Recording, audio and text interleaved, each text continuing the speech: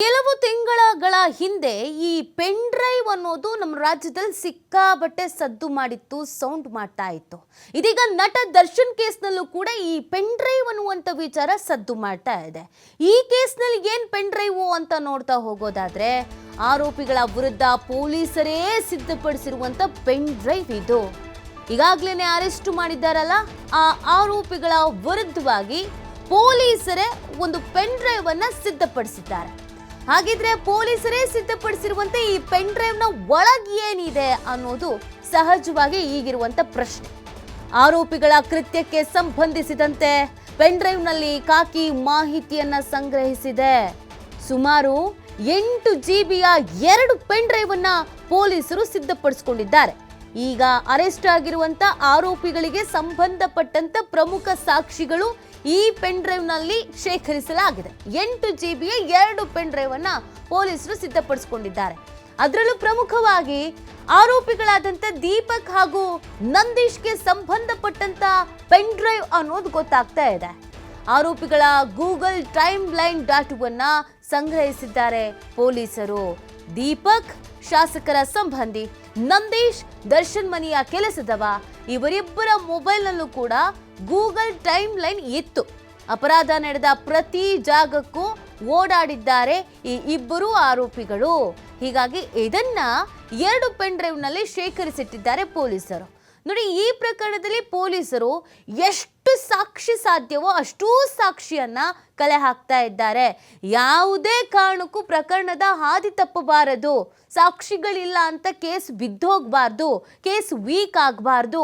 ಈ ಪ್ರಕರಣದ ಆರೋಪಿಗಳು ಏನಿದ್ದಾರೆ, ಇದರಲ್ಲಿ ಯಾರು ಕೊಲೆ ಮಾಡಿದ್ದಾರೆ, ಯಾರು ಶಾಮೀಲಾಗಿದ್ದಾರೆ, ಇವ್ರುಗಳಿಗೆ ಕಠಿಣವಾದಂಥ ಶಿಕ್ಷೆ ಆಗಲೇಬೇಕು. ಕಾನೂನಿನಿಂದ ಇವರು ತಪ್ಪಿಸ್ಕೊಳ್ಬಾರ್ದು ಅನ್ನುವಂಥ ನಿಟ್ಟಿನಲ್ಲಿ ಎಷ್ಟು ಸಾಕ್ಷಿಗಳು ಸಿಗುತ್ತೋ ಅಷ್ಟೂ ಸಾಕ್ಷಿಗಳನ್ನು ಈಗಾಗಲೇ ಸಂಗ್ರಹಿಸಿದ್ದಾರೆ.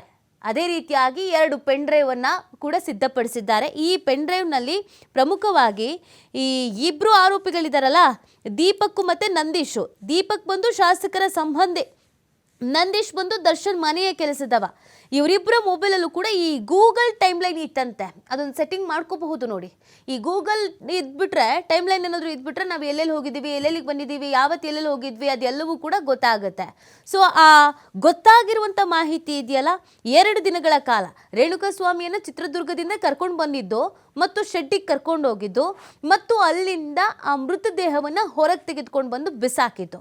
ಈ 2 ದಿನಗಳದನ್ನು ಈಗ ಆಲ್ರೆಡಿ ಸೇವ್ ಮಾಡಿ ಇಟ್ಕೊಂಡಿದ್ದಾರೆ. ಇವ್ರು ಎಲ್ಲಿ ಹೋದ್ರು, ಎಲ್ಲಿ ಬಂದರು, ಇದೆಲ್ಲವೂ ಕೂಡ ಆ ಮೊಬೈಲ್ನಲ್ಲೇ ಗೊತ್ತಾಗತ್ತೆ. ಸೊ ಹಾಗಾಗಿ ಅದನ್ನು ಪ್ರಮುಖ ಸಾಕ್ಷಿ ಅಂತ ಸೇವ್ ಮಾಡಿ ಇಟ್ಕೊಂಡಿದ್ದಾರೆ ಪೊಲೀಸರು ಅನ್ನೋದು ಗೊತ್ತಾಗ್ತಾ ಇದೆ. ಈ ಪ್ರಕರಣದಲ್ಲಿ ಈ ಮುಖಾಂತರವಾಗಿ ಪೆನ್ ಡ್ರೈವ್ ಮತ್ತೆ ಮುನ್ನೆಲೆಗೆ ಬರ್ತಾ ಇದೆ. ಆಲ್ರೆಡಿ ಒಂದು ಪ್ರಕರಣದೇ ಅರಗಿಸ್ಕೊಳ್ಳೋಕೆ ಸಾಧ್ಯ ಆಗ್ತಾ ಇಲ್ಲ ಈ ಪೆನ್ ಡ್ರೈವ್. ಆಲ್ರೆಡಿ ಈ ಪೆನ್ ಡ್ರೈವ್ ಅನ್ನೋ ಸಿನಿಮಾ ಬೇರೆ ಬರ್ತಾ ಇದೆ. ಅಷ್ಟರ ಮಟ್ಟಿಗೆ ಈ ವರ್ಷ ಅಂತೂ ಪೆನ್ ಡ್ರೈವ್ ಹಲ್ಚಲ್ ಎಬ್ಬಿಸ್ಬಿಟ್ಟಿದೆ ರಾಜ್ಯದಲ್ಲಿ. ಈಗ ದರ್ಶನ್ ಕೇಸ್ನಲ್ಲೂ ಕೂಡ ಪೆನ್ ಡ್ರೈವ್ಗಳು ಪ್ರಮುಖವಾದಂಥ ಸಾಕ್ಷಿಗಳಾಗಿ ಮಾರ್ಪಾಡಾಗ್ತಾ ಇದೆ. ನಿನ್ನೆ ಒಂದಷ್ಟು ಸಾಕ್ಷಿಗಳು ಸಿಕ್ಕಿದೆ ಅನ್ನೋದು ಗೊತ್ತಾಗ್ತಾ ಇತ್ತು. ಮಹತ್ವದ ಸಾಕ್ಷಿಗಳು, ಈ ಫಿಂಗರ್ ಪ್ರಿಂಟ್ಸ್ ಎಲ್ಲ ಸಿಕ್ಕಿದೆ ಅನ್ನೋದನ್ನು ಹೇಳ್ತಾ ಇದ್ರು. ಸೊ ಇದೀಗ ಈ ಇಬ್ಬರು ಆರೋಪಿಗಳು ಎಲ್ಲೆಲ್ಲಿ ಓಡಾಡಿದ್ದಾರೆ, ಎಲ್ಲೆಲ್ಲಿಗೆ ಹೋಗಿದ್ರು, ಎಲ್ಲೆಲ್ಲಿಗೆ ಬಂದಿದ್ರು, ಯಾವ ಟೈಮಿಂಗ್ಸ್ನಲ್ಲಿ ಯಾವ ಏರಿಯಾದಲ್ಲಿದ್ದರು, ಎಷ್ಟೊತ್ತಿಗೆ ಆ ಏರಿಯಾದಿಂದ ಬೇರೆ ಏರಿಯಾಕ್ಕೆ ಹೋದರು, ಪ್ರತಿಯೊಂದುಗಳು ಕೂಡ ಈ ಆರೋಪಿಗಳು ಬಳಸಿದ್ರಲ್ಲ ಮೊಬೈಲು, ಅದರಿಂದನೇ ಗೊತ್ತಾಗ್ತಾ ಇದೆ. ಆ ಮುಖಾಂತರವಾಗಿ ಅವ್ರುಗಳೇ ಲಾಕ್ ಆಗ್ತಾ ಇದ್ದಾರೆ. ಮೊಬೈಲ್ ಎಷ್ಟು ಒಳ್ಳೆಯದೋ ಅಷ್ಟು ಕೆಟ್ಟದ್ದೂ ಹೌದು.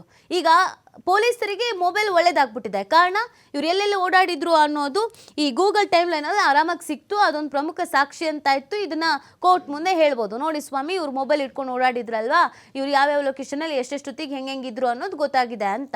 ಈ ಮೊಬೈಲ್ ಬಳಸಿದವ್ರಿಗೆ ಕೆಟ್ಟದಾಗ್ಬಿಟ್ಟಿದೆ. ಈ ಮೊಬೈಲ್ ಒಂದಿಲ್ಲ ಅಂತಂದಿದ್ರೆ ನಾವು ತಗ್ಲಾಕೊಳ್ತಿರ್ಲಿಲ್ಲ ಅಂತ. ಹಾಗಂತ ಇದೊಂದೇ ಸಾಕ್ಷಿ ಅಲ್ಲ, ಈಗಾಗಲೇ ಸುಮಾರು 132ಕ್ಕೂ ಹೆಚ್ಚು ಸಾಕ್ಷಿಗಳನ್ನು ಸಂಗ್ರಹಿಸಲಾಗಿದೆ. ಮೊಬೈಲ್ ಟವರ್ ಲೊಕೇಶನ್ಸು, ಇವರು ವಾಟ್ಸಪ್ ಆಡಿಯೋ, ವಾಟ್ಸಪ್ ಚಾಟು, ಇದೆಲ್ಲವೂ ಕೂಡ